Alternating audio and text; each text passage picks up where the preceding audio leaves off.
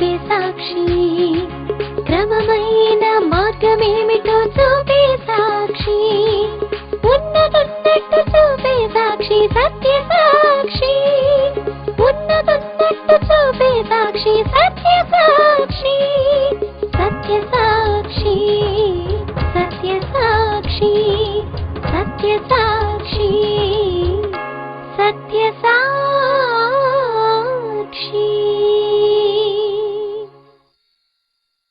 సత్య సాక్షి అను మా టీవీ కార్యక్రమమునకు ప్రేమపూర్వక ఆహ్వానము. సత్య సాక్షి.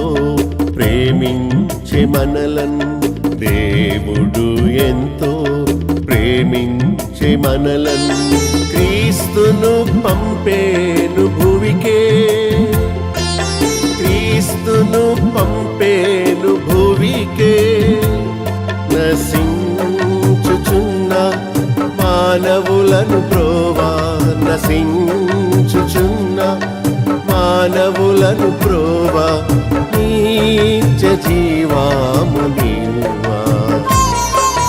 దేవుడు ఎంతో ప్రేమించే మనలన్, దేవుడు ఎంతో ప్రేమించే మనలన్ క్రీస్తును పంపేను భువికే,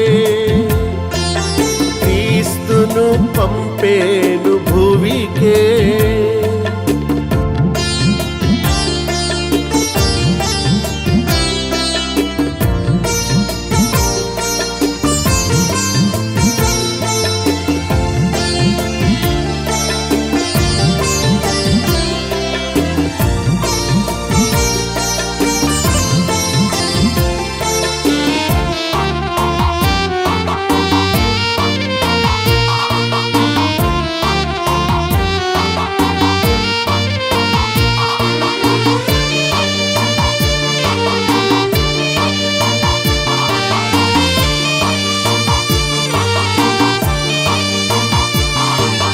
దీనులను పైకి ఎత్తగా యేసు దీనుడై పుట్టేను భువిలో, దీనులను పైకి ఎత్తగా యేసు దీనుడై పుట్టేను భువిలో.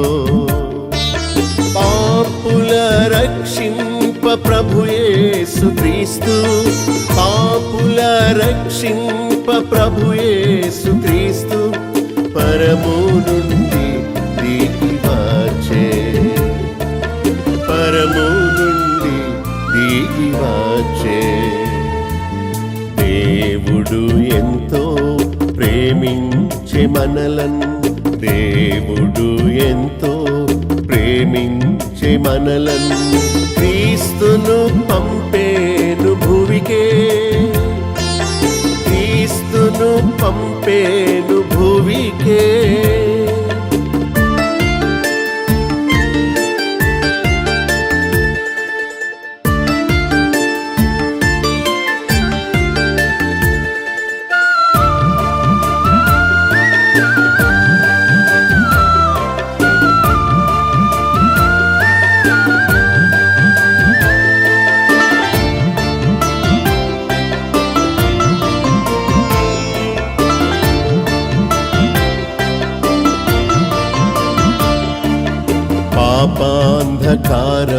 పాపాంధకారంబులోనున్న మనకు జీవపు వెలుగివవచ్చే, పాపాంధకారంబులోనున్న మనకు జీవపు వెలుగివవచ్చే.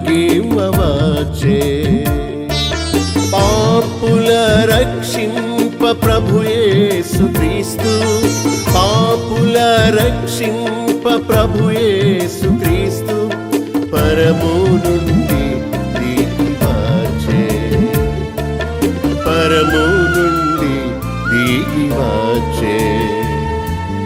దేవుడు ఎంతో ప్రేమించే మనలను, దేవుడు ఎంతో ప్రేమించే మనలను క్రీస్తును పంపేను భూమికే, క్రీస్తును పంపేను భూమికే.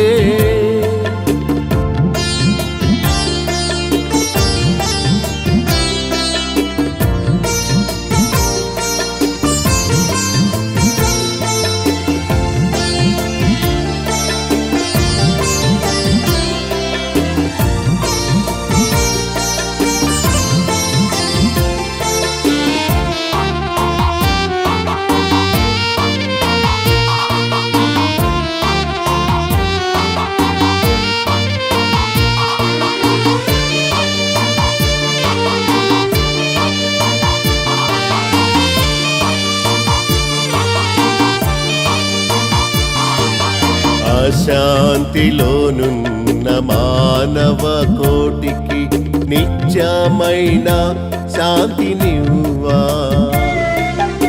అశాంతిలోనున్న మానవ కోటికి నిత్యమైన శాంతినివ్వా. పాపుల రక్షింప ప్రభు యేసు క్రీస్తు, పాపుల రక్షింప ప్రభు యేసు క్రీస్తు పరము నుండి దిగివచ్చే, పరము నుండి దిగివచ్చే. గలతీ 3:23 నుండి 29 వరకు. విశ్వాసము వెల్లడి కాక మునుపు ఇక ముందుకు బయలుపరచబడబోవు విశ్వాసం అవలంబింపవలసిన వారముగా చెరలో ఉంచబడినట్టు మనము ధర్మశాస్త్రమునకు లోనైన వారమైతిమి. కాబట్టి మనము విశ్వాస మూలమున నీతిమంతులమని తీర్చబడినట్లు క్రీస్తునొద్దకు మనలను నడిపించుటకు ధర్మశాస్త్రము మనకు బాలశిక్షకుడాయను. అయితే విశ్వాసము వెల్లడి ఆయను గనుక ఇక బాలశిక్షకుని కింద ఉండము. యేసుక్రీస్తునందు మీరందరూ విశ్వాసము వలన దేవుని కుమారులై ఉన్నారు. క్రీస్తులోనికి బాప్తిస్మము పొందిన మీరందరూ క్రీస్తును ధరించుకొని ఉన్నారు. ఇందులో యూదుడని గ్రీసు దేశస్థుడని లేదు, దాసుడని స్వతంత్రుడని లేదు, పురుషుడని స్త్రీ అని లేదు. యేసుక్రీస్తునందు మీరందరూ ఏకముగా ఉన్నారు. మీరు క్రీస్తు సంబంధులైతే ఆ పక్షమందు అబ్రహాము యొక్క సంతానమై ఉండి వాగ్దాన ప్రకారము వారసులై ఉన్నారు. అసలు 23వ వచనం చదివితే ఏమీ అర్థం కాదు. ఇంకొక 100 సార్లు చదివినా అది తికమకగా ఏంటిది ఇలా ఉంది అనిపిస్తుంది. నేను ఒక అతన్ని అడిగాను, ఇవి ఎందుకు చెప్పరు పాస్టర్లు అంటే, వాళ్లకు అర్థం కానప్పుడు ఇతరులకు వాటిని ఎలా అర్థం చేయిస్తారు? దేవుడు దీనులమైన మనకు వాటి గ్రహింపుని ఇస్తున్నాడు. ఫుల్ గాస్పుల్ సువార్తను చక్కగా మనకు తెలియపరుస్తున్నాడు. చూడండి ఏమని రాస్తుంది, విశ్వాసము ముందా లేక ధర్మశాస్త్రము ముందా? చెప్పండి మీరు, ధర్మశాస్త్రము ముందా విశ్వాసము ముందా? ఓకే, ధర్మశాస్త్రము ముందు తర్వాత విశ్వాసం వచ్చింది అంటున్నారు, కానీ తప్పు. అది ధర్మశాస్త్రము అని పిలువబడే 10 ఆజ్ఞలు నిర్గమకాండములో మోషే ద్వారా దేవుడు ఇచ్చాడు. కానీ విశ్వాసం అనేది ఆది కాండములోనే 12వ అధ్యాయంతోనే ప్రారంభమైంది.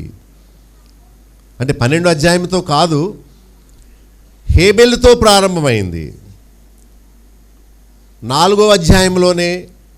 అందుకని విశ్వాస వీరుల జాబితా హెబ్రీ 11వ అధ్యాయంలో ఇస్తూ వాళ్ళందరి గురించి రాశాడు. ధర్మశాస్త్రము లేకముందే అబ్రహాము ఆది కాండములోనే విశ్వాసము ద్వారా దేవుణ్ణి నమ్మి మరి తాను బయటకు వచ్చాడు. సో పౌలు అదే విషయాన్ని చర్చిస్తూ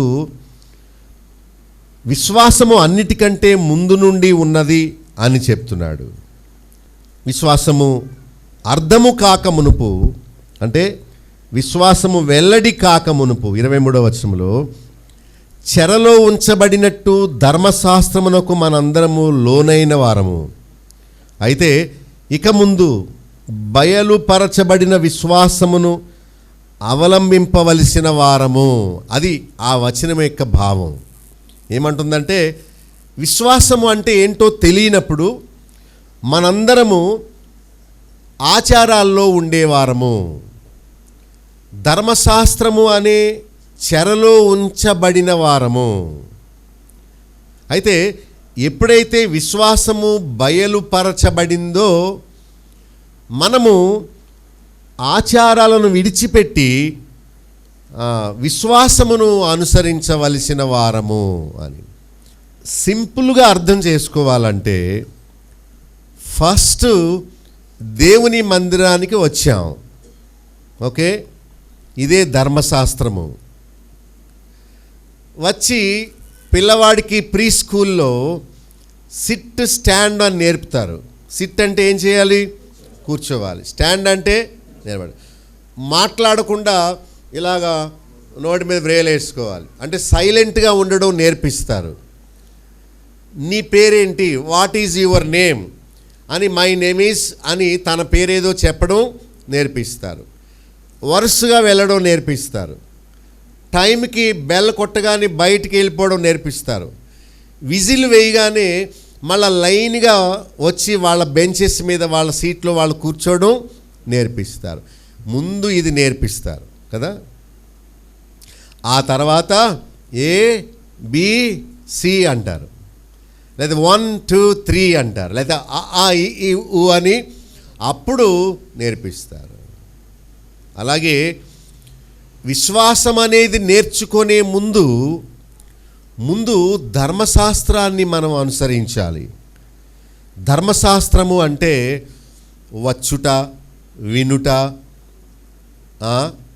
ఆజ్ఞకు లోబడుట, బాప్తిస్మము తీసుకొనుట, ప్రభు బలలో పాలు పొందుట, ఇవన్నీ ఆచారమే. దేవుని మందిరంకి రావడానికి ఒక ఆచారమే, కూర్చొని వాక్యం వినడం ఒక ఆచారమే, బాప్తిస్మం తీసుకోవడం కూడా ఇవన్నీ ఆజ్ఞలు. దేవుడు ఆచార సంబంధమైన ఆజ్ఞలు ఇచ్చాడు, వాటిని మనం తప్పక అనుసరి. ఎందుకంటే దేవుని మందిరానికి వస్తేనే వాక్యం వింటాము, వాక్యాన్ని వింటేనే మనలో విశ్వాసం అనేది కలుగుద్ది. మనం దేవుని మందిరానికి రాకుండా వాక్యాన్ని ఎలా వినగలుగుతాం? వాక్యం వినకుండా మనలో విశ్వాసము ఎలా వస్తుంది? గనుక మనందరము ధర్మశాస్త్రము అనే దానిలో ఉన్నాము. ధర్మశాస్త్రం అంటే అర్థం ఏంటంటే మీరు పాపులు, పాపం వల్ల శిక్ష ఉన్నది, అదే ధర్మశాస్త్రం. అంటే మీకు ముందే ఒక ఉదాహరణ చెప్తాను, దాన్ని మనసులో పెట్టుకొని ఆ ప్రకారం వాక్యం వినండి. ఎలా అంటే 3 విషయాలు ఉన్నాయి. ఒకటి, హాస్పిటల్కి వెళ్ళినప్పుడు మనం చెప్పినవన్నీ విని డాక్టర్ గారు మన బ్లడ్ని రక్త పరీక్ష కేంద్రానికి పంపుతారు, ఓకే. రెండవది, డాక్టర్ మనల్ని చూస్తారు. మూడవది, మందులు ఇస్తారు. ఏం చెప్పండి, హాస్పిటల్కి వెళ్ళినప్పుడు ఏమవుతుంది? పరీక్షలు, డాక్టర్ చూస్తాడు, ఆ పరీక్షల్ని మందులు ఇస్తాడు. ఈ 3ఏనా, ఇంకేమన్నా ఉంటాయా? ఈ 3. ఎంఆర్ఐకి స్కానింగ్కి పంపారనుకోండి, ఎక్స్రేకి పంపారనుకోండి, లేకపోతే బ్లడ్ తీయమని టెస్ట్ చేయమని పంపారనుకోండి, మనము ఈ పరీక్షల గుండా వెళ్ళినంత మాత్రాన మన రోగం తగ్గిపోద్దా? తగ్గదు. మనం డాక్టర్కి చూపించుకోవాలి, ఇదిగోనండి ఈ పరీక్ష ఇలా వచ్చిందని. అంత మాత్రమే మన రోగం తగ్గిపోదు. ఆయన ఇచ్చిన మందులు మనం తినాలి, మింగాలి, అప్పుడు రోగం తగ్గుద్ది. చూసారా? అంటే రక్త పరీక్షలు, స్కానింగ్లు ఇవన్నీ ధర్మశాస్త్రం అన్నమాట. మనం అద్దం ముందుకు ఎందుకు వెళ్తాం? మన ముఖం మీద ఏమైనా మురికి ఉందేమో అద్దం చెబుతుంది మనకి. కనుక అద్దం ముందుకు వెళ్ళి చూసుకుంటాం, ఏమైనా అశుభ్రం ఏమైనా ఉందా అని చూసుకుంటాం. అప్పుడు మన ముఖంలో ఏదైనా చెడు అంటుకొని ఉందనుకోండి, దాన్ని వెంటనే శుభ్రం చేసుకుంటాం. ఇప్పుడు చెప్పండి, అద్దము మన ముఖం మీద ఉన్న మురికిని చూపిస్తుందా లేక మన మురికిని శుభ్రం చేస్తుందా? దాని పని ఏంటి? చూపించటమే. అలాగే మనం దేవుని మందిరానికి వచ్చినప్పుడు నీవు పాపివి, నీకు శిక్ష ఉంది అని మాత్రమే చెప్పుద్ది.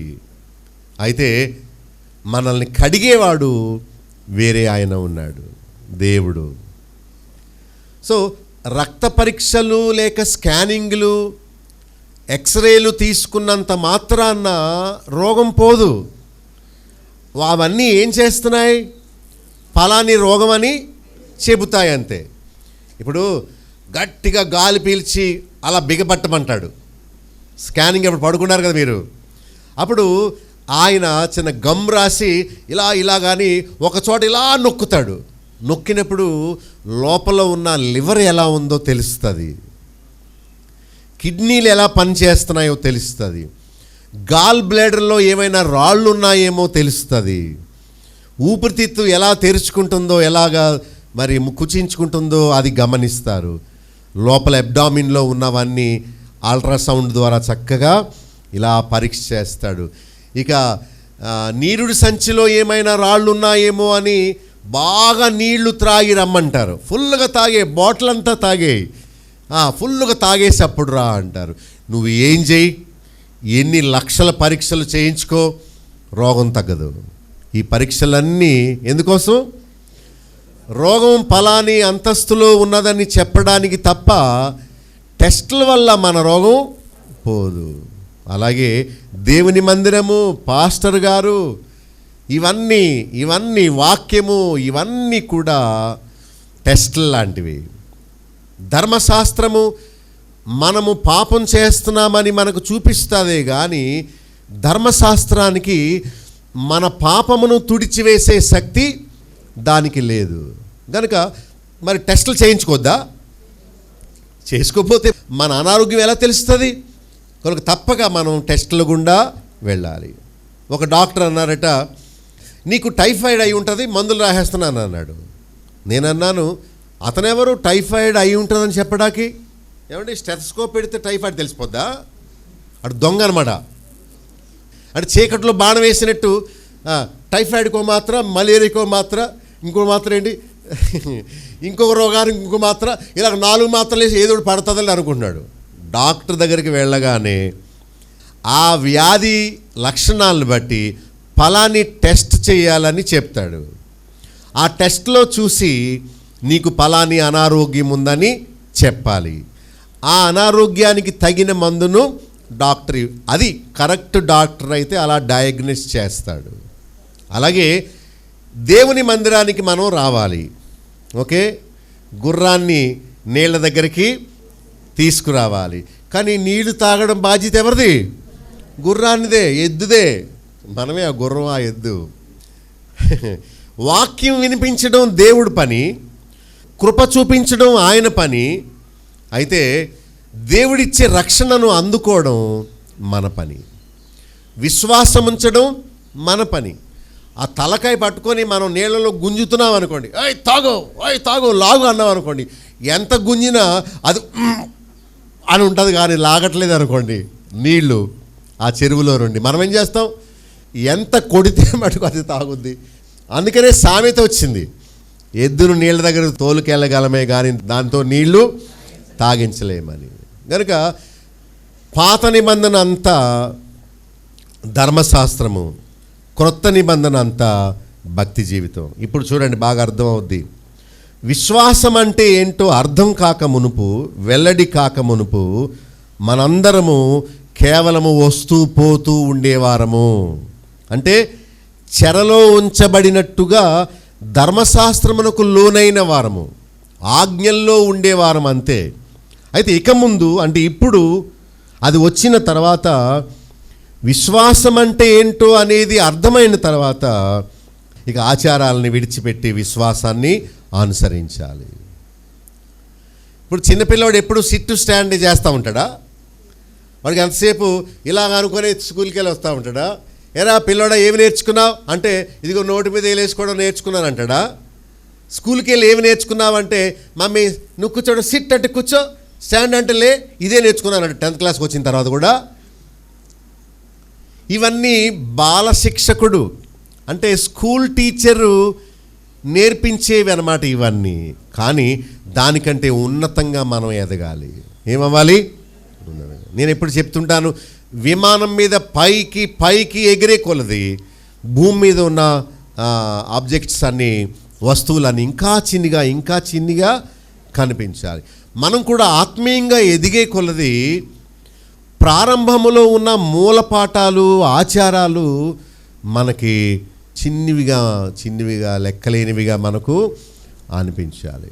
నేను ఒకరోజు ఏం చెప్పానంటే, దేవుని మందిరానికి వచ్చి వాక్యాన్ని విని కానుకలిచ్చి ఆ ప్రకారము వాక్యము ఏమైతే విన్నారో ఆ ప్రకారము చెయ్యక నరకములో పడిపోయే వ్యక్తి ఒకరు. అసలు దేవుని మందిరానికి రాలేకపోయినా, బాప్తిస్మము తీసుకోలేకపోయినా, వాక్యాన్ని విని ఆ ప్రకారము హృదయములో నీతిగా ఉన్నవారు పరలోకం వెళ్ళిన వారు ఒకరు.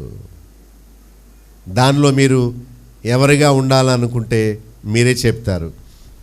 ఆచారాలు లేకపోయినా భక్తి కలిగి ఉంటే చాలు, మనం దేవుని రాజ్యంలోకి వెళ్ళిపోతాం. అందుకనే సిలువ మీద ఉన్న నేరస్తుడు చనిపోయే ముందు ఆఖరి క్షణములో క్షమాపణ కోరుకున్నాడు, నిజంగా జెన్యున్గా. కనుక క్షమించబడి పరలోక రాజ్యానికి వెళ్ళాడు.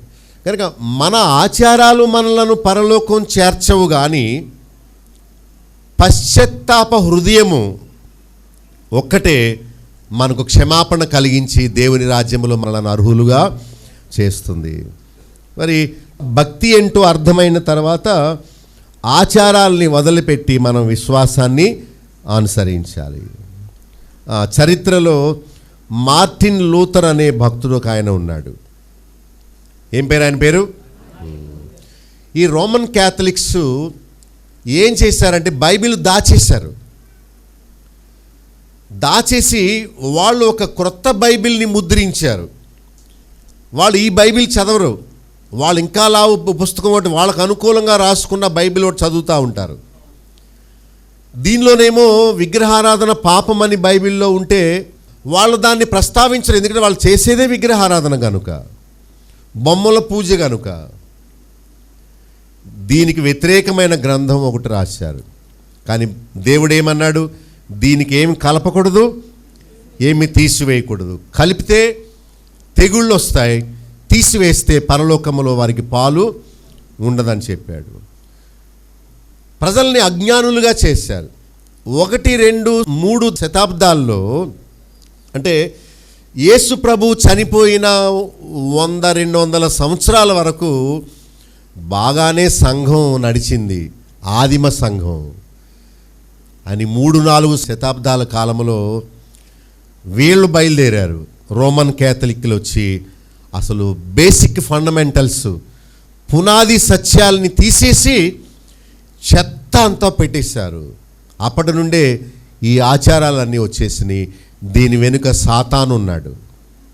కానీ 3-4 శతాబ్దాల్లో వచ్చిన రోమన్ క్యాథలిక్ సిద్ధాంతాలు కాదు మనకు కావలసింది. ఆదిలో పౌలు కాలములో, అపోస్తలుల కాలములో సంఘాన్ని ప్రారంభించినప్పుడు వాళ్ళు ఎలాంటి భక్తిని అనుసరించారో దానిని మనం అనుసరించాలి, కానీ రోమన్ క్యాథలిక్ సిద్ధాంతాల్ని మనం ఎప్పుడూ అనుసరించకూడదు. అలా అనుసరిస్తే మనం నరకంలో పడిపోతాం. దానిని మార్టిన్ లూథరు వాళ్ళలోనే పనిచేసేవాడు. ఒకరోజు వాళ్ళ గదిలోకి వెళ్ళి వాళ్ళ పెట్టిని సర్దడానికి సర్దుతుంటే బైబిల్ బయటపడింది. ఇదేంటి పరిశుద్ధ గ్రంథం? అవునా, వాళ్ళేంటి వేరే బుక్కు, అసలు పుస్తకం ఇదా అని చదవగానే టగటగ చదివేశాడు వెంటనే. దానిలో ఏముందంటే, మనము నీతిని అనుసరించి చేసిన క్రియల మూలముగా మనము కడగబడము, హృదయములో దేవుని వాక్యమునకు విధేయత చూపడం వలననే మనము నీతిమంతులముగా తీర్చబడి పరలోకానికి వెళతాము, క్రియలు కాదు విశ్వాసమే అనే సత్యాన్ని అతడు దానిలోంచి బయటకు వచ్చేసి అందరికీ చెప్పేశాడు. బాబు, ఉపవాసాలు కాదు, ఆచారాలు కాదు, విశ్వాసమే విశ్వాసమే అని. అతని సిద్ధాంతాలు విని లూథరన్ మిషన్ అని ఒకటి పెట్టారు. అంటే లూథర్ ద్వారా మేము నేర్చుకున్నాం కనుక లూథరన్ మిషన్ అని పెట్టారు. దానిలో కూడా కొన్ని కల్పితమైనవి వచ్చేసినాయి. నేను ఎందుకు చెప్తున్నానంటే ఇవన్నీ వాక్యాన్ని తెలుసుకొని ఆచారాలను విడిచిపెట్టిన వ్యక్తులు ఎవరు అంటే మార్టిన్ లూథర్. మరి మీరు కూడా ఆయన వలె ఆచారాలని వదిలేసి భక్తిని నేర్చుకుంటారా? అయితే కొందరు ఇలాంటి బాపతే. కొర్నేలి ఉన్నాడు. అపోస్తలు కార్యములు 10వ అధ్యాయంలో కొర్నేలి అనే భక్తుడు ఉన్నాడు. ఆయన కూడా భక్తి అంటే ఏంటో తెలియదు కానీ ఆచారాలు మాత్రం ఆచరించేవాడు. ప్రార్థన చేయడమే భక్తి అనుకున్నాడు. వాళ్ళకి వీళ్ళకి ధర్మం చేయడమే భక్తి అనుకున్నాడు. అయితే దేవుడు అతన్ని ప్రేమించి పేతురు అనే భక్తుల్ని అతని దగ్గరికి రప్పించి విశ్వాసం గురించి నేర్పించాడు. అప్పుడు అతను విశ్వాసంలోకి వచ్చాడు. అలాగే సౌలు పౌలుగా మారిపోయాడు. తెలుసు కదా మీకు పౌలు గురించి. ముందు ధర్మశాస్త్ర ఆచారాలంటే ఎంతో మక్కువ. ఎవరికి? సౌలుకి, పౌలుకి. 2 పేర్లు ఆయనయే. సౌలు పౌలుగా మారడం తప్పది. 2 సౌలు పౌలు ఆయన పేరు. కాకపోతే మార్పు చెందక ముందేమో సౌలు అని పిలిచేవారు, మారాక పౌలు అని పిలిచారు. పేరు మార్చుకోవడం ఏం కాదట. 2 పేర్లు ఆయనయే. ఆచారాలు విడిచిపెట్టి విశ్వాసములోకి వచ్చిన వ్యక్తి సౌలు పౌలుగా మారాడు. కొర్నేలి కూడా అలా చేశాడు. మార్టిన్ లూథర్ కూడా వాటిని విడిచిపెట్టాడు. మనల్ని కూడా అనాలి, నేటి కాలపు మార్టిన్ మీరే అని మనల్ని అనాలి. అంటే ఆచారాలు తప్పని తెలుసుకుని నిజమైన భక్తి విశ్వాసాల్లోకి వస్తేనే మనం మారినట్టు గుర్తు. అయితే మార్పు చెందని వారు కొందరున్నారు. ధనవంతుడైన యవనస్తుడు వచ్చాడు. వచ్చి నిత్య జీవమునకు వారసుడు నవ్వాలంటే ఏం చేయాలని అడిగాడు. అడిగితే ప్రభు అన్నాడు, నీకు లోకం మీద డబ్బు మీద ఉన్న ఆశను విడిచిపెట్టేసి ఏమీ లేని వట్టివాడుగా నన్ను వెంబడించు. ఎవరు నన్ను వెంబడిస్తారో వారే నేను పొందిన ఆ నిత్య జీవాన్ని పొందుతారు. అయితే యవనస్తుడికి ఆచారాలను వదలడం ఇష్టం లేదు, బొట్టు తీయడం ఇష్టం లేదు. వాడికి నామకార్థ జీవితంలోంచి విశ్వాసంలోకి రావడానికి ఇష్టం లేదు. నేను ఇంతే అనుకున్నాడు. ముఖం చిన్నబుచ్చుకొని వెళ్ళిపోయాడు. ఇంతకీ నష్టపోయింది ప్రభువా ఆ యవనస్తుడా? అంటే కొర్నేలి దగ్గరికి పేతురు వచ్చి వాక్యం చెప్పగానే మారాడు. పౌలుకు లేక సౌలుకు అనన్య వాక్యం చెప్పగానే మారాడు. కానీ ఈ యవనస్తుడు మాత్రం మారలేదు. అంటే వాడి మూర్ఖత్వంలోనే వాడు ఉంటున్నాడు కానీ ప్రభువు మాటలు చెవికెక్కలేదు. అబ్బాయి, డబ్బును కాదు ప్రేమించాల్సింది, డబ్బుతో దేవుని రాజ్యాన్ని కొనలేవు, ఈ మత ఆచారాలు కాదు. వాడు అన్నాడు, బాల్యము నుండి నేను ఇవన్నీ చేస్తూనే ఉన్నా, ఇదే ఆచారం. మరి బాల్యము నుండి నీవు చర్చికి వచ్చినా, బాల్యము నుండి నీవు పరిసయ్యుని వలె ఉపవాసం ఉంటున్నా, నీవు దేవుడు కోరిన విశ్వాసము నీలో లేనప్పుడు నీవు కూడా నశించిపోయే స్థితిలోనే ఉన్నావు. కనుక చెప్పినా వినలేదు, ఆచారాలని విడిచిపెట్టలేదు. బాల్యము నుండి అనుసరించే ఆచారాల వల్ల నేను పరలోకి వెళ్తానని అనుకున్నాడు. ముఖం చిన్నబుచ్చుకొని వెళ్ళిపోయాడు. అపోస్తలుల కార్యం 24లో కూడా ఒక ఫేలిక్స్ అని ఒక అతను ఉన్నాడు. అతడు వాక్యం అంటే ఇష్టమే, భక్తులంటే ఇష్టమే. భక్తుణ్ణి పౌలును పిలిపించి వాక్యం విన్నాడు. కానీ పాపాన్ని విడిచిపెట్టడం ఇష్టం లేక అతను పౌల్ని వెళ్ళిపోమని చెప్పాడు. అలాగే శాస్త్రులు, పరిసయ్యులు, యాజకులు వీళ్ళందరూ ప్రభు చెప్పిన వాక్యాన్ని వ్యతిరేకించారు. ప్రభు ఏమన్నాడు? అరే అబ్బాయి, పాత్రను మీరు వెలుపల శుభ్రం చేస్తున్నారు, కానీ శుభ్రం చేయవలసింది వెలుపల కాదు, ఎక్కడ? లోపల. ఇప్పుడు మీరు వంట చేస్తున్నారు, వంట చేయాలనుకున్నప్పుడు మీ గిన్నె నిన్నెప్పుడో వండిన రైస్ గిన్నె ఉంది, అదేమో బూజు పట్టి ఉంది. చుట్టాలు వస్తున్నారు, పాత్రలు సరిగా తోమలేదు అంటారని చెప్పి వాళ్ళు చూడటానికి తళతళలాడేలాగా పైన బాగా క్లీన్ చేశారు. ఉట్నే ఇలాగ అనేసి పాలు వెచ్చబెట్టుకుందామని పోసారు. బయట తళతళలాడుతుంది పాత్ర, కానీ లోపల కుళ్ళుతో బూజు పట్టేసింది. కనుక పోసిన పాలు ఏమైపోతాయి? విరిగిపోతాయి, పాడైపోతాయి, దేనికి పనికి రాకుండా అయిపోతాయి. ప్రభు ఈ మాట చెప్పగానే వాళ్ళందరికీ కోపం వచ్చిందా? మేము సున్నం కొట్టిన సమాధులు అంటావా మమ్మల్ని అని ప్రభువును పట్టుకొని చంపేశారు. మన పొరపాటు మనకు చూపిస్తే మనం సరిచేసుకోవాలి, కానీ అద్దాన్ని బదలు కొడతామా? ఏ అద్దమా, నా కంట్లో పుసు ఉందని చెప్తావా అని రాయి పట్టుకుని అద్దాన్ని ఒక దెబ్బ కొడితే అది పగిలిపోద్ది. ఏమంటే అద్దాన్ని బద్దలు కొట్టడం మంచిదా, లేక మన ముఖం మీద ఉన్న మలినాన్ని శుభ్రం చేసుకుంటే మంచిదా? ఇది మనం వాస్తవం గ్రహిస్తున్నాం. మీరు నేను కూడా విశ్వాసం అంటే ఏంటో వెల్లడి అయినప్పుడు, తెలిసినప్పుడు ఆచారాలని మనం విడిచిపెట్టాలి. ఏం చేయాలి? మరి దేవుని దాసుడైన నా ద్వారా దేవుడు విశ్వాసం అంటే ఏంటో వివరిస్తున్నాడు. దీన్ని గ్రహించినప్పుడు, ఇది వెల్లడి అయినప్పుడు మనం ఏం చేయాలి?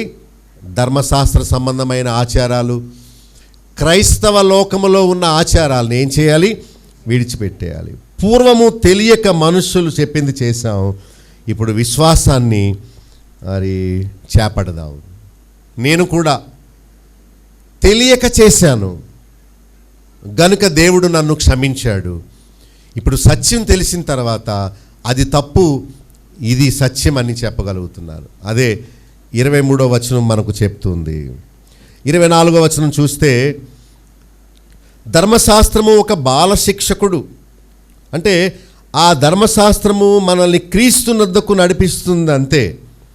అయితే మనము వచ్చి విశ్వాసమును కనుపరిచి నీతిమంతులమని తీర్చబడాలి. అది చేసిన పని. ధర్మశాస్త్రం ఏమంటుంది? మీరు చర్చికి రండి, దేవుని మందిరానికి రండి, సమాజంగా కూడుకోండి అని ధర్మశాస్త్రం చెబుతుంది. అయితే అది మనలను మందిరానికి తీసుకొని రాగలదే కానీ విశ్వాసం అనేది మనమే కలిగి ఉండాలి. ధర్మశాస్త్రము చెప్పినట్లు మనము ప్రభువునొద్దకు వచ్చి విశ్వాసం ఉంచి నీతిమంతులము కావాలి. అదే దేవుని ఉద్దేశం. 25వ వచనంలో విశ్వాసం అంటే ఏంటో వెల్లడైంది కనుక ఇక బాల శిక్షకుని కింద మనము బాల శిక్షకుడు అంటే ప్రీకేజీ స్కూల్ టీచర్ అనమాట. Sit stand నేర్పేవాడు.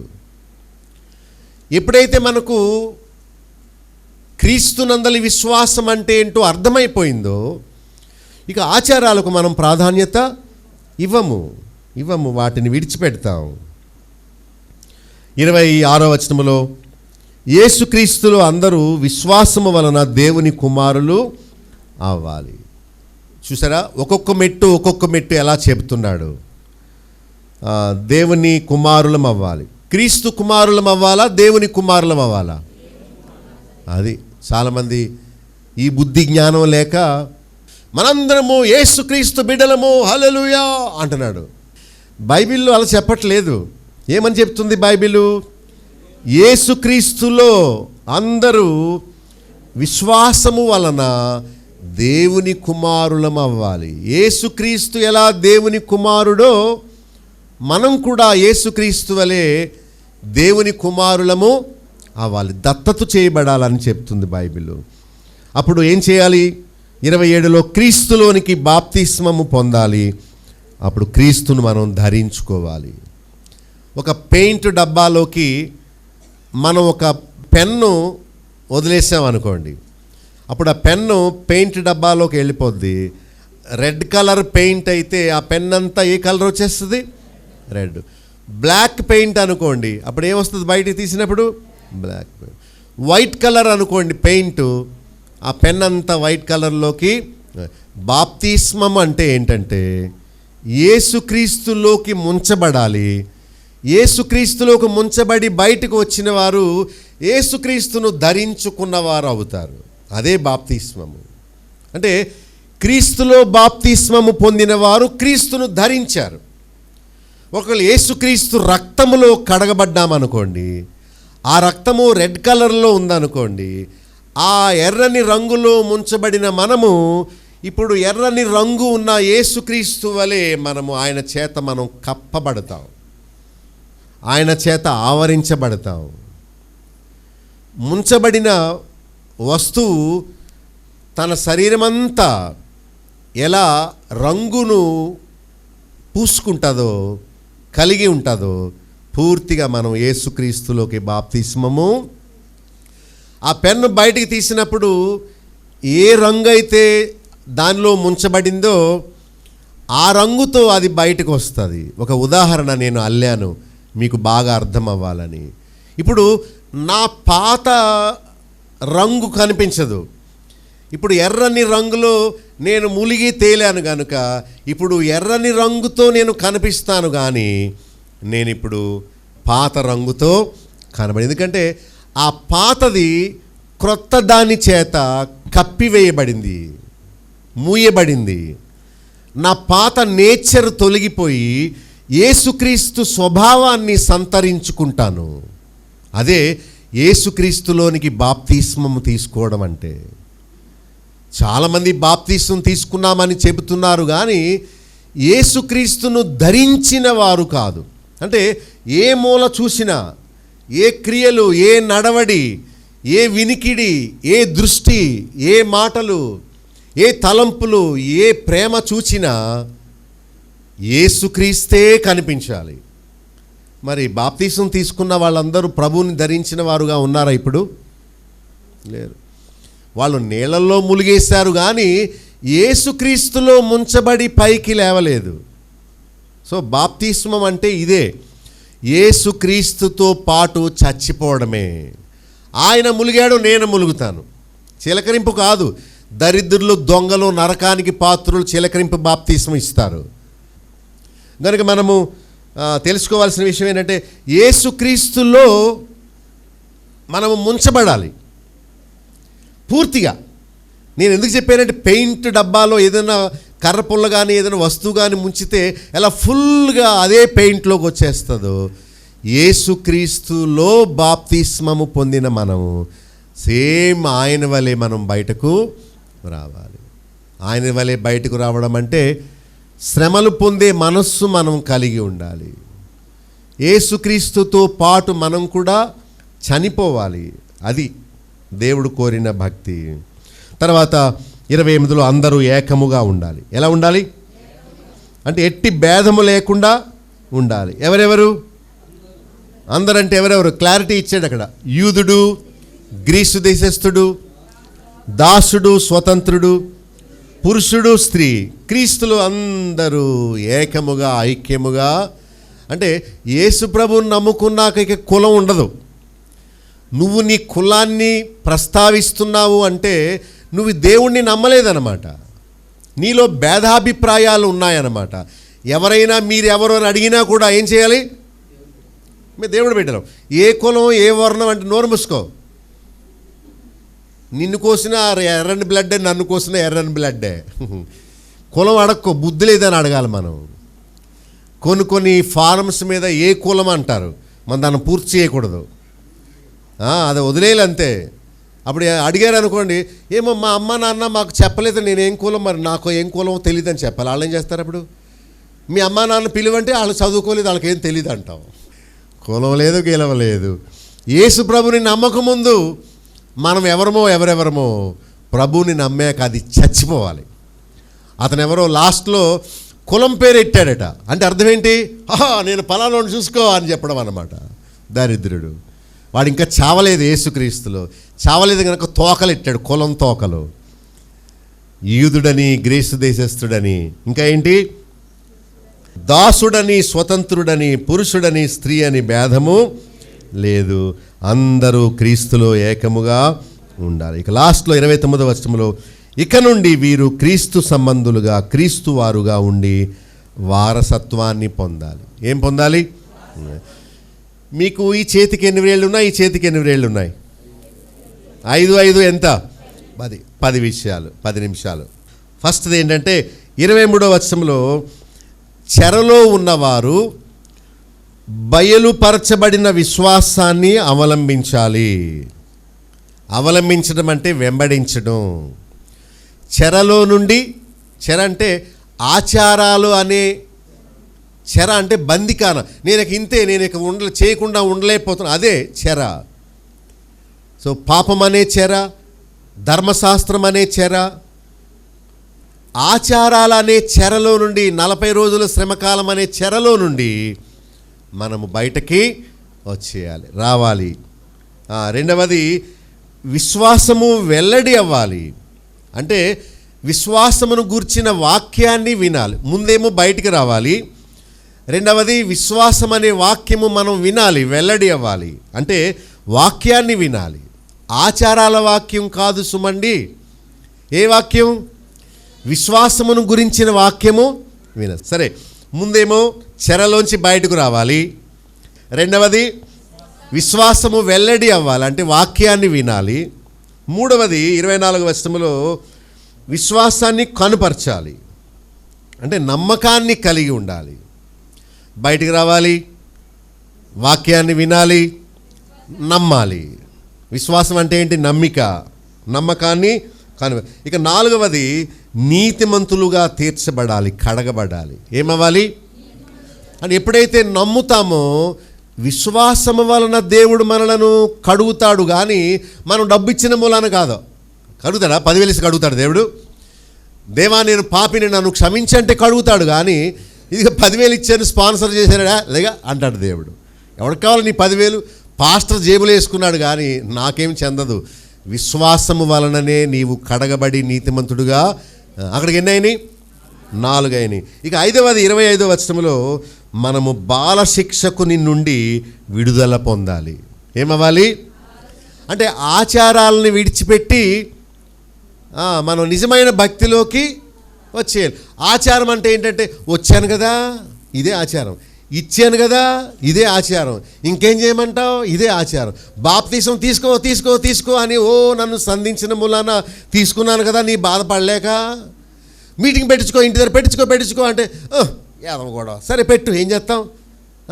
ఏదే పలారం ఇవ్వాలా, భోజనం పెట్టాలా, కానుక ఇవ్వాలా, ఏదో శని వదిలిపోద్ది, అయిపోయిందిలే గొడవ. ఇది అంటే తప్పదని చేయడం అన్నమాట. లోపం లేదు విశ్వాసం, కానీ పైకి చేయడం. అలాంటి ఆచారాల్లోంచి మనం బయటకు వచ్చేయాలి. ఎన్నైనా ఎక్కడికి? 5. అది రక్షణ పొందడం అంటే అదే. తర్వాత 6వది 26వ వచనంలో, దేవుని కుమారులుగా దత్తత చేయబడాలి. ఏమైపోవాలి? దేవుని బిడ్డలు అయిపోవాలి. ఏమైపోవాలి? సర్ప సంతానము, సాతాను బిడ్డలము ఏమైపోవాలి? దేవుని కుమారులు అయిపోవాలి. ఇంతకీ పాయింట్లు లెక్క పెట్టడం కాదమ్మా. మీరు అయ్యారా? మీరు కడగబడ్డారా? దేవుని బిడ్డలుగా ఉంటున్నారా, సాతాను బిడ్డలుగా ఉంటున్నారా? దేవునికి పుట్టినోడు దేవునిలాగా ఉంటాడా, లేదా సైతాన్లా ఉంటాడా? మరి మీరు పుట్టారా దేవుడికి? అది ముఖ్యం. 1 2 3 కాదు ముఖ్యం. తర్వాత 7వది బాప్తిస్మము పొందాలి, అంటే క్రీస్తును ధరించుకోవాలి. బాప్తిస్మం అంటేనే క్రీస్తు వలె చనిపోవుట. శ్రమల కాలం అంటే అర్థం ఏంటి? యేసు ప్రభు చనిపోయినట్టు మనం చనిపోవడమే. బాప్తిస్మము పొందాలి. మరి మీరు పొందారా? ఏంటి చెప్పట్లేదు, మర్చిపోయారా? చెప్పండి, మళ్ళా ముంచేత పక్కనే ఉంది కుండి. ఓకే, బాప్తిస్మము పొందాలి. తర్వాత సంఘములో ఏకముగా ఉండి దేవుణ్ణి సేవించాలి. ఐక్యత అంటే సంఘంలోకి వచ్చేయాలి, విడివిడిగా ఉండకూడదు. ఐక్యత. ఏ కులస్తులైనా, ఏ మతస్థులైనా, స్త్రీలైనా, పురుషులైనా మనందరం సంఘంగా ఐక్యంగా ఉండాలి, ఏ భేదము లేకుండా. డబ్బు ఉన్నవాడు, డబ్బు లేనివాడు, చదువుకున్నవాడు, చదువుకోనివాడు, ముందు వచ్చిన వాళ్ళు, లేకపోతే ఎప్పటి నుంచో ఉన్నవాళ్ళు, ఈ మధ్య వచ్చిన వారు, అలాంటి భేదమేమీ. నేను ఎప్పుడు అలా ఉండను. ఎవరిని దశమ భాగం ఇవ్వలేదే అని అడగను. ఏమండి ఆలస్యంగా వచ్చారే అని అడగను. ఎవరిని నేను హెచ్చు తగ్గుల తారతమ్యం నేను ఎప్పుడూ చూపించదలుచుకోలేదు.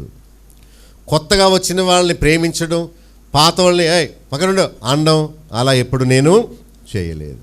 ఎవరు భక్తిగా ఉంటారో వారి కోసం నా ప్రాణమైనా ఇస్తాను నేను. ఎవరు వాక్యాన్ని అనుసరిస్తారో వాళ్ళకి నేను ఏమైనా చేస్తాను, నా సమస్తం ఇస్తాను అని చెప్పాను.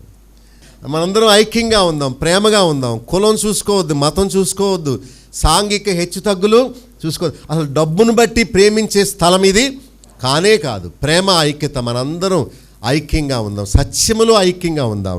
ఇక 29వ వచనంలో చూడండి, క్రీస్తు సంబంధులుగా మనం ఉండాలి. ఎలా ఉండాలి? We belong to Christ. అంతే, మనం దేవుడి బిడ్డలం. మీరు ఎవరు సంబంధించిన వాళ్ళు అంటే లోకస్తులు కాదు, మేము క్రీస్తు సంబంధించిన వారము అనే సాక్షులుగా జీవించాలి. ఎవరిలా బ్రతకాలి? మేము క్రీస్తుకు సాక్షులమని చెప్పాలి.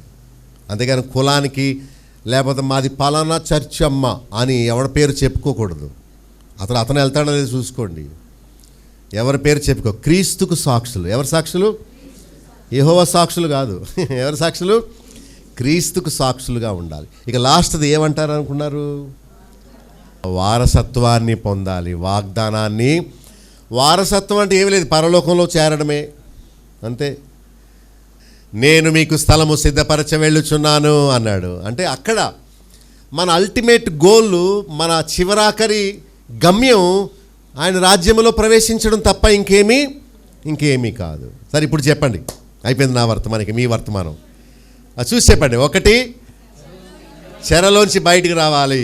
ఓకే, మనం బయటకు రావాలి. 2వది, విశ్వాసాన్ని వినాలి. 3వది, నమ్మాలి. వాక్యాన్ని ఏం చేయాలి? నమ్మాలి. 4వది, నీతిమంతులం అయిపోవాలి. అంటే కడగబడాలి, రక్షణ పొందాలి, నీతిమంతులం అయిపోవాలి. కడగబడ్డమే నీతిమత్వము. 5వది, ఇక ఆచారాల్లోంచి బయటకు వచ్చేయాలి. దేవుణ్ణి నమ్మిన తర్వాత కూడా మీరు ఆచారాల్లో ఉన్నారా అంటే, ఆచారాలు చదివేస్తాను చూడండి స్పీడ్గా.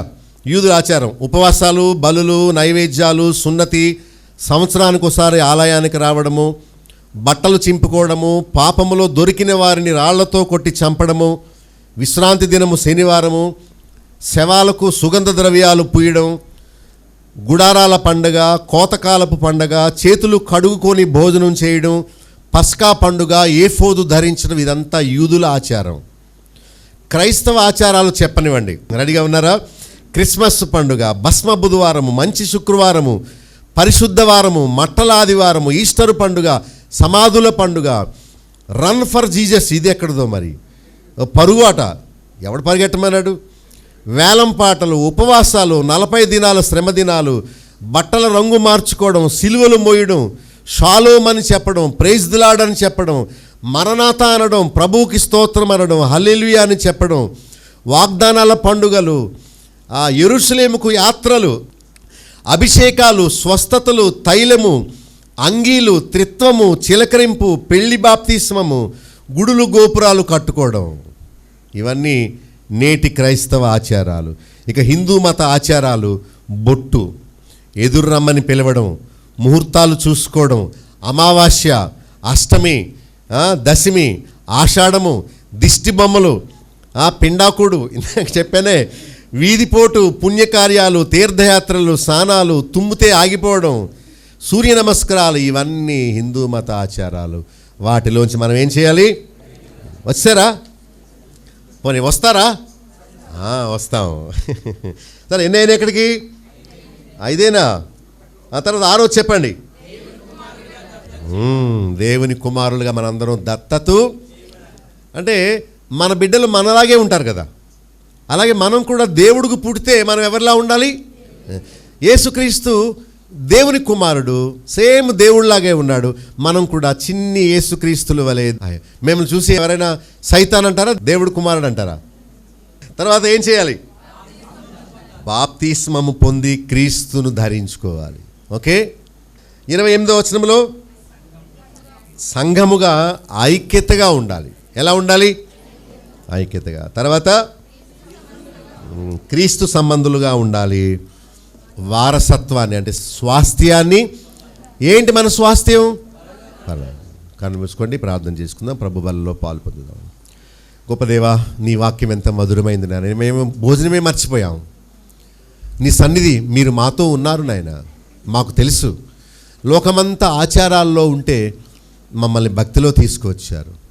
నిజమే, మేము పూర్వము బాల శిక్షకుని కింద ఉండేవారు. ఇప్పుడు తండ్రి విశ్వాసంలో తీసుకువచ్చారు. ఆలస్యమైన నైనా మేము ఉపవాసంతో మీ సన్నిధిలో ఉన్నాం. అదెంతో గొప్ప భాగ్యం. వాక్యాన్ని మా హృదయంలో ఫలింపచేయవలసిందని, ఈ 10 మెట్ల అనుభవం మాకు దయచేయవలసిందని స్తుతులు చెల్లిస్తూ యేసు నామములో ప్రార్థించి వేడుకొనుచున్నాము తండ్రి. ఆమేన్.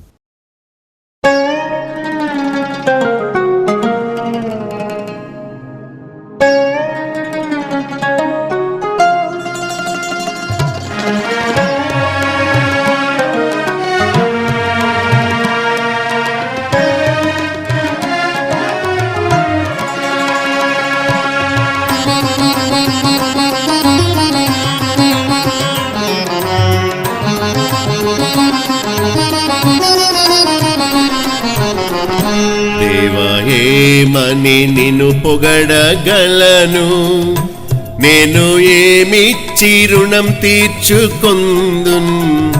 లెక్కలేనన్ని స్తుతులు చెల్లింతున్. ఇంకా నీ కొరకే జీవింతు నీలలో. దేవా, ఏమని నిన్ను పొగడగలను? నేను ఏమిచ్చి రుణం తీర్చుకొందున్? లెక్కలేనన్ని స్తుతులు చెల్లింతున్. ఇంకా నీ కొరకే జీవింతు నీలలో. దేవా, ఏమని నిన్ను పొగడగలను?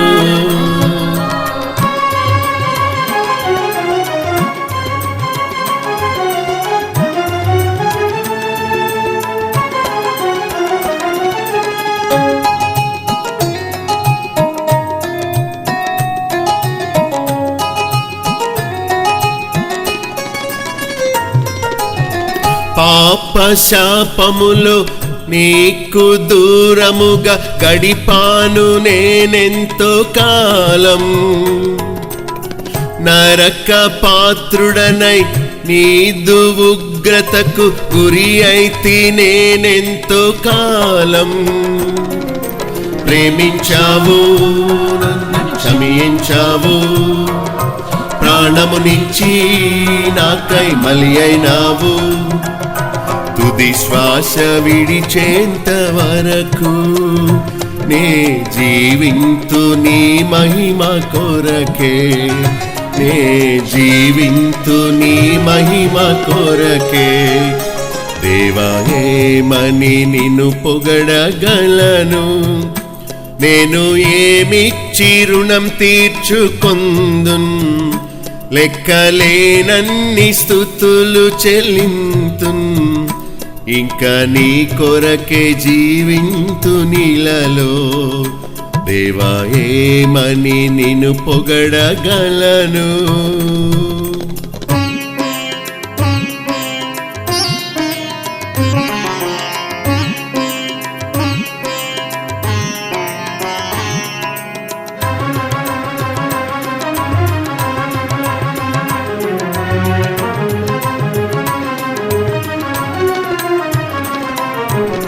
వ్యాధి బాధల్లో కష్ట నష్టములో విడువక నిలిచావు నీవు.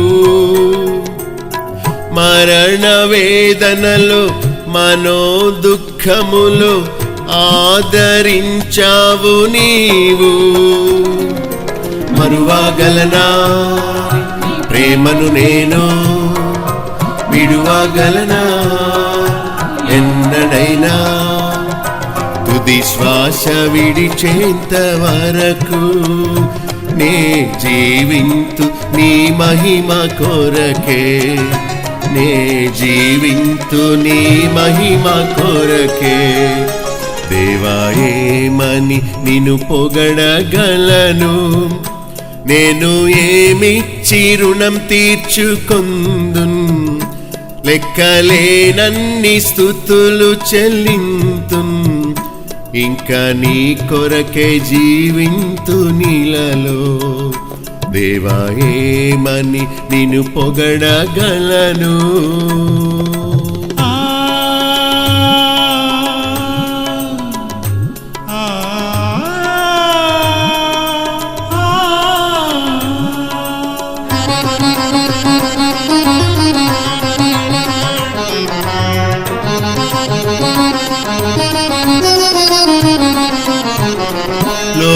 లోకాశలతో చెడు తలంపులతో మలినమైన నన్ను ద్వేషభావముతో స్వార్థ బుద్ధితో వ్యసన పడి తిని నేను మార్చినావు నీ వాక్యము ద్వారా నింపినావు ఆత్మతో నన్ను తుది శ్వాస విడిచేంత వరకు నే జీవింతు నీ మహిమ కొరకే నే జీవింతు నీ మహిమ కొరకే దేవా ఏమని నిన్ను పొగడగలను నేను ఏమిచ్చి రుణం తీర్చుకుందున్ లెక్కలేనన్ని స్తుతులు చెల్లింతున్ ఇంకా నీ కొరకే జీవింతు నీలలో దేవా ఏమని నిన్ను పొగడగలను నేను ఏమిచ్చి రుణం తీర్చుకుందున్ లెక్కలేనన్ని స్తుతులు చెల్లింతున్ ఇంకా నీ కొరకే జీవింతు నీలలో దేవా ఏమని నిన్ను పొగడగలను